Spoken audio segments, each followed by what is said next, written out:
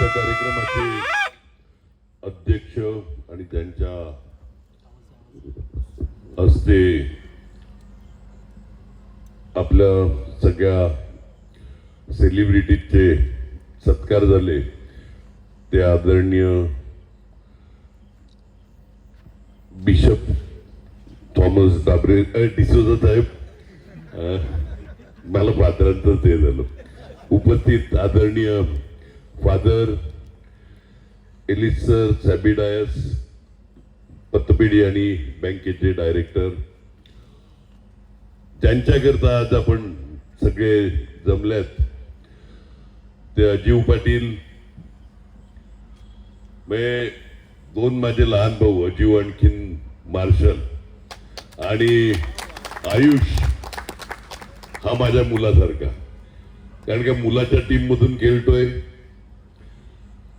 यांचं संपूर्ण कुटुंबीय यांचं आमच्या घरी येणं जाणं असते, त्यामुळे तो मुलासारखा आहे. आणि आज नाही, गेले 5-7 वर्ष ज्यावेळी कुणाला माहित नव्हतं आयुष काय आहे, त्यावेळी माझ्या पोराला कळलेलं. माझा लहान मुलगा त्याला जसं प्रमोट करता येईल त्या पद्धतीने प्रमोट करतो आणि प्रत्येक वेळी सांगायचा पप्पा हा चांगला खेळतो, पप्पा हा चांगला खेळतो. माझ्या मुलाचं आणि त्याच्या वयामध्ये बऱ्यापैकी अंतर आहे, पण तरी सुद्धा अगदी जीव लावून, त्यामुळे अख्खं कुटुंब,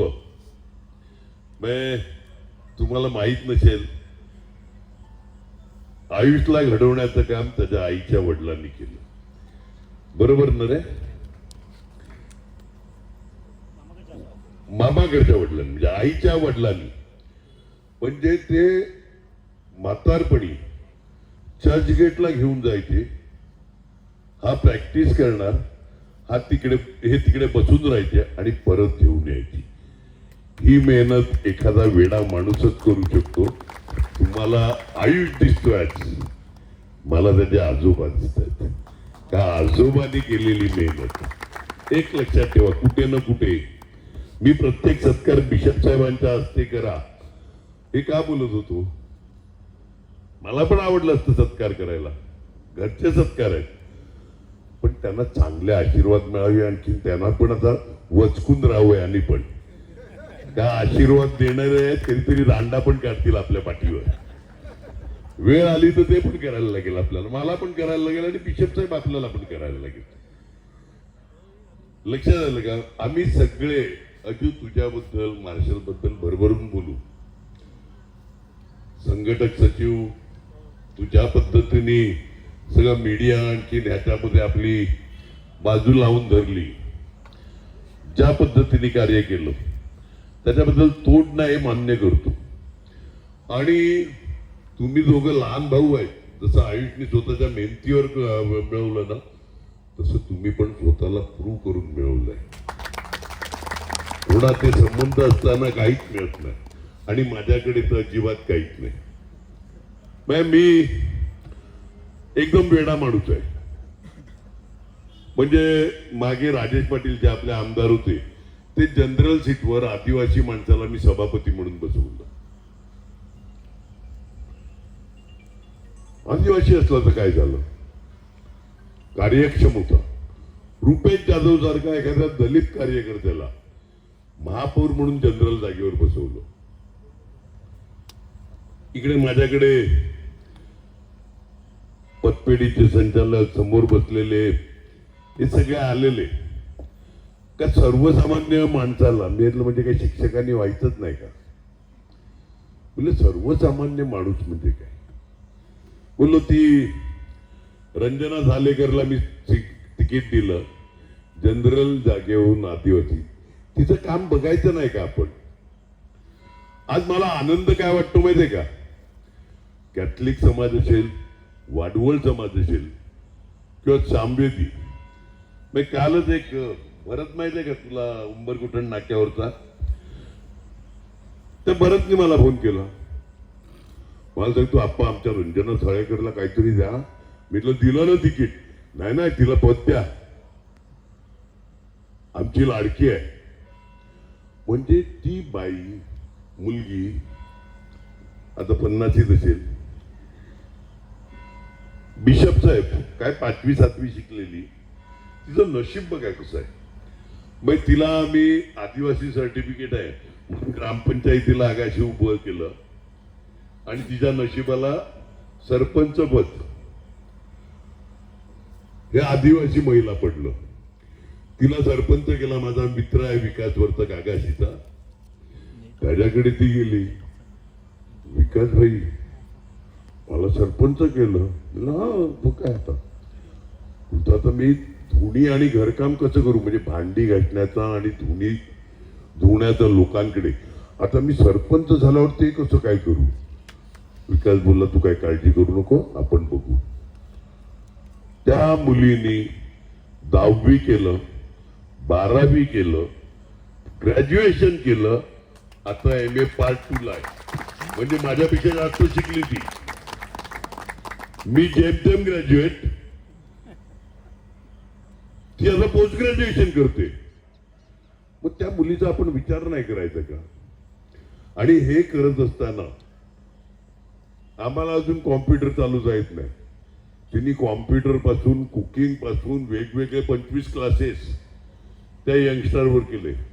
तर अशा मुलांना, अशा मुलींना प्रमोट करणं आणि त्याला साथ देणं हे तुमचं आणि माझं. मी प्रमोट करील पण साथ देणं हे काम तुमचं आहे. आज मार्शलच्या बद्दल तुम्ही भरभरून बोलतात. मार्शलला उपमहापौर केलं, ते तुमच्यासारखे अनेक कार्यकर्ते महापौर मार्शल कसा चांगला. आम्ही फोन केल्यावर प्रत्येक वेळी कशा पद्धतीने धावत येतो. म्हणजे एक सर्वसामान्य शिक्षक लोकांच्या प्रश्नाकरता. आणि सगळ्यात महत्वाचं इकडे कोणी हिंदू किंवा कॅथलिक म्हणून झालेलं नाही किंवा मुसलमान म्हणून झालेलं नाही. तो कार्यकर्ता आहे म्हणूनच पद मिळालेलं आहे. मी समाज, जात, धर्म, मी तर ग्रामपंचायतीला पण निवडून येणार नाही. जर जातीचं राजकारण करत बसलो ना तर माझी लायकी ग्रामपंचायतीवर निवडून येण्याची नाही. आज इतके वर्ष निवडून आलो सगळ्या लोकांबरोबर राहूनच आपण. आणि इकडे जसं अगोदर इकडूनच्या फादरांनी सांगितलं, गिरद्वार आहेत, म्हणजे चर्चेस आहेत, मशिदी आहेत, देवळं आहेत वेगवेगळी त्यांनी अख्ख्या तालुक्याची. त्यानंतर आपलं शीख लोकांचं गुरुद्वारा ते आहेत. सोपाऱ्याला जे शिरपारक बोलतात त्यांनी अशोकांचं देखील मुलाचं आणि मुलीचं उदाहरण दिलं. तर तिकडे एक स्तूप होतं. म्हणजे वेगवेगळ्या धर्माचं आपल्या इकडे चांगल्या प्रकारे सामंजस्याने राहणं आहे. आणि एक रस्ता नाही झाला तर चालेल, पण किमान समाजामध्ये प्रेम आणि एकमेकाबद्दल आदर राहायला पाहिजे. मी नेहमी एकच बोलतो का दुसऱ्याच्या आईचा मान जो ठेवेल तोच स्वतःच्या आईचा. दुसऱ्याच्या आईचा जो मान नाही ठेवत ना तो स्वतःच्या आईचा काय ठेवेल नाही. एक साधी गोष्ट आहे. इकडे समोर देखील धर्मगुरू, धर्म भगिनी सिस्टर्स आपल्या बसलेले आहेत, आमचे नगरसेवक. सगळ्यांना सांगतो आपल्याला समाजात जाताना धर्म आणि जात बघून काम नाही करायचं. गरजेचं काय ते करायचे. हे 2 चांगले नेते दिलेत तुम्हाला. इकडे मार्गदर्शन करण्याकरता बिशप साहेब असतील, फादर असतील, समोर बसलेले फादर असतील, सिस्टर्स असतील. या सगळ्यांचं म्हणजे दुसऱ्या लोकांचं पण, यांचं पण घ्या आणि दुसऱ्या लोकांचं पण. अजू पाटील बोलल्याप्रमाणे का आपली लोक जगभर आहेत हो. म्हणजे जगातलं कोणतं शहर नाही का जिकडे वसईकर नाही. तर अशा वेळी तिकडून ज्या काही आयडिया येत असतील त्या आपण स्वीकारल्या पाहिजेत. तुम्हाला एक सांगतो बिशप साहेब, मी तुमच्याकडे आहेत ना महिला बाल कल्याणची पुस्तिका अजू मार्शल तुम्ही पोचवायचो. महिला बालकल्याण या लाडक्या बहिणींनी 1,500 देतात, त्याच्यात आम्हाला तुम्ही घरी बसवलो. बरोबर ना? पण ह्याच्यापेक्षा कितीतरी अधिक योजना आपल्या महानगरपालिकेतून चालू आहेत. म्हणजे वृद्ध असेल, एकाकी राहणारा, त्याच्याकरता स्कीम आहे. मतिमंद मुलं असतील कोणाच्या घरामध्ये, त्यांच्याकरता देतो. थोडे का नाही, पण प्रत्येक महिन्याला पैसे देतो. मुलांच्या स्कॉलरशिप करता पैसे देतो, आजारपणा करता देतो, विधवेच्या मुलीच्या लग्नाकरता पैसे देतो. आणि ह्याच्यात मी तुम्हाला का विचारतो माहितीये का, हे सांगा. एक कसं थाट सीझन होता बिशप सर, लोक एक अंध गृहस्थ माझ्याकडे आला. आणखीन सगळ्या अख्ख्या शासनाचं 13वं घातलं त्यांनी. म्हणजे शासनाचं 13वं घातलं. बडबड बडबड बडबड. मी अरे बाबा तुझं काम काय, तुमच्या शासनाला अक्कल आहे की नाही, हे आहे की नाही, ते आहे की नाही. म्हटलं बाबा रे, आमची अक्कल काढून झाली असेल तर आता तुझं काम सांग. अक्कल काढून झाली असेल तर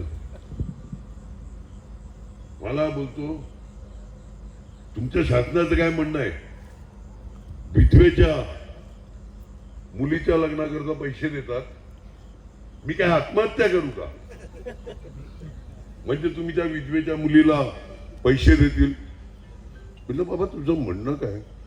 माझी बायको सगळ्यात जास्त एलिजिबल त्या पैशा करताय लग्नाच्या, का ती 2 मुलींबरोबर माझ्यासारख्या अंधाला पण सांभाळते.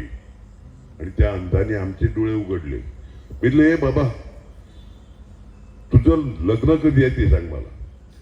काहीतरी एप्रिल मे बोलला तो. म्हटलं जा जा, तुला पैसे मिळतील लग्नाला नक्की. मी बोल 100%. आणि मी महापालिकेत फोन केला, असंच बजेटचं काम चालू होतं. महापालिकेत फोन केला, आपण जे विधवा मुलीच्या यांना देतो त्याच्यामध्ये टाका शासनाचे जे नॉर्म्स असतील ते, का अंध अपंग अमुक टक्क्याच्या वरती त्याच्या पत्नीच्या मुलींना पण, म्हणजे त्याच्या मुलीला पण, अशा बाईच्या मुलीला पण पैसे द्यायचे. आणि पहिला लाभार्थी तो ठरला, त्याचं नाव होतं सुर्वे. ते सुर्वे नाव मला ह्याच्याकरता लक्षात आहे का पैसे मिळाल्यावर आभार आणि पत्रिका घेऊन आलेला. आभार आणि कोण येत नाही हो, कोणाचं ऍडमिशन करा, काय करा काय करा, चला एक पेढा नाही आणत.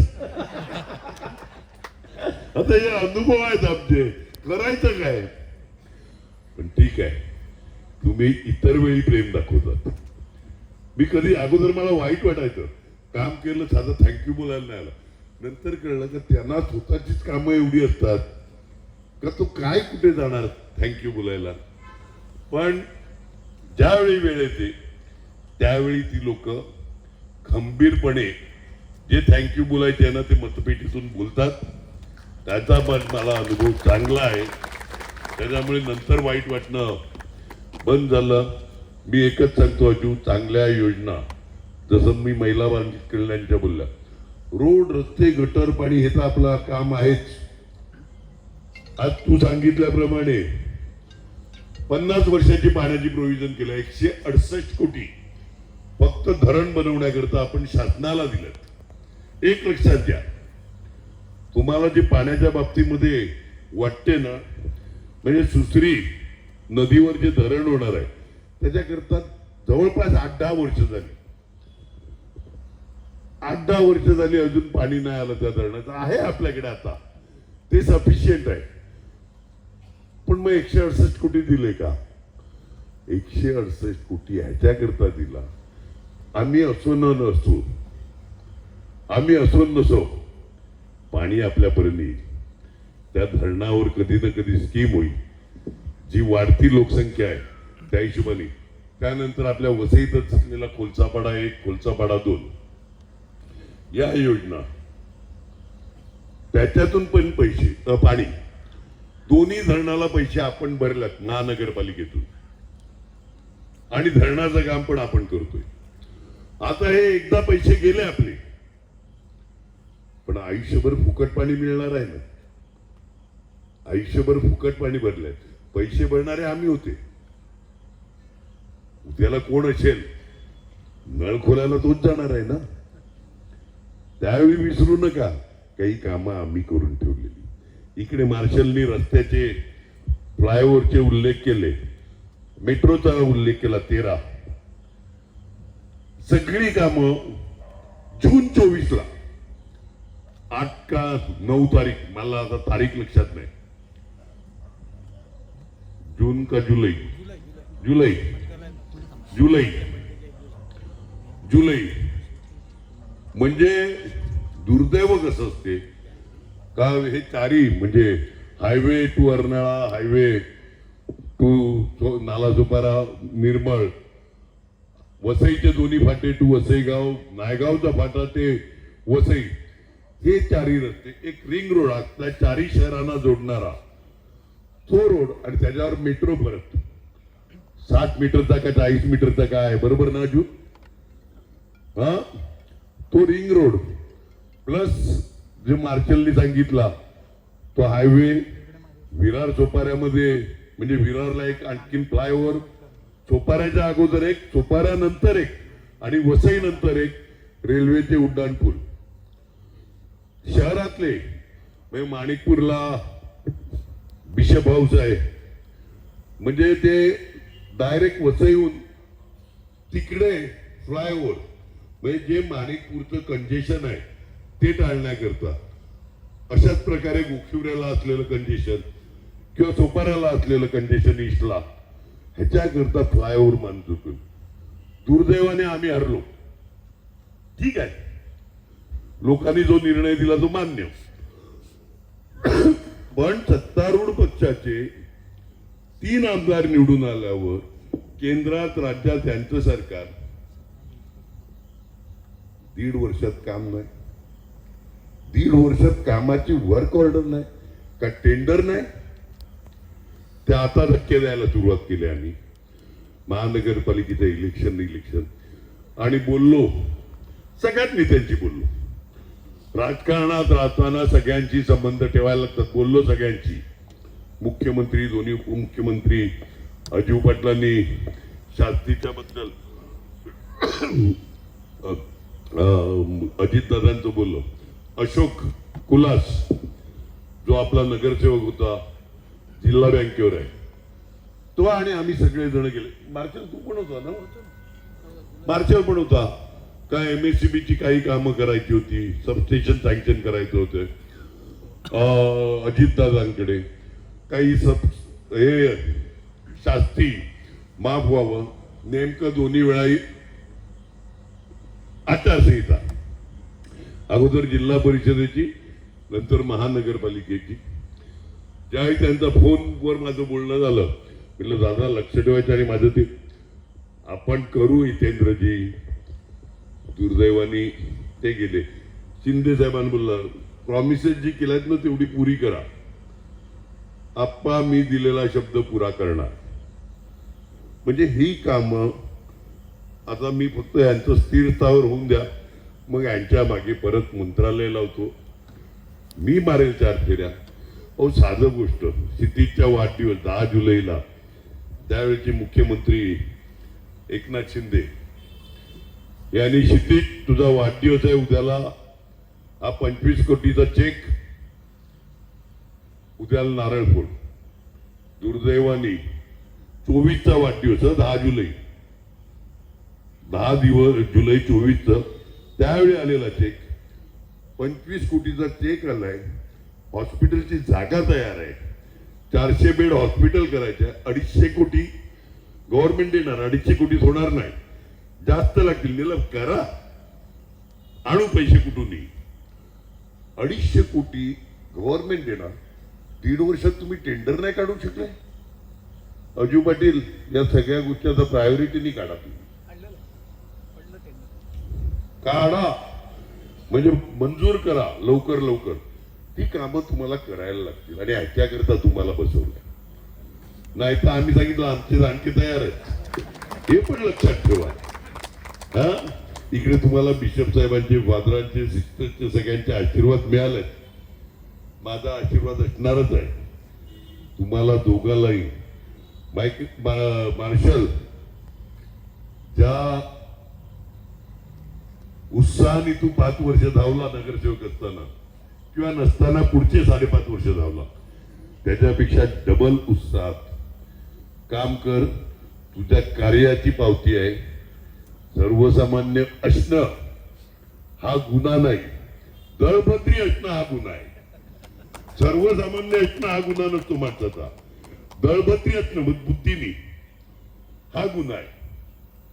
सर्वसामान्य आणि तुमची योग्यता असेल आणि तुम्हाला जर योग्य स्कोप नाही दिला तर आम्ही करंटी ठरू, म्हणून आम्ही मार्शलला केलाय. एवढं सांगतो.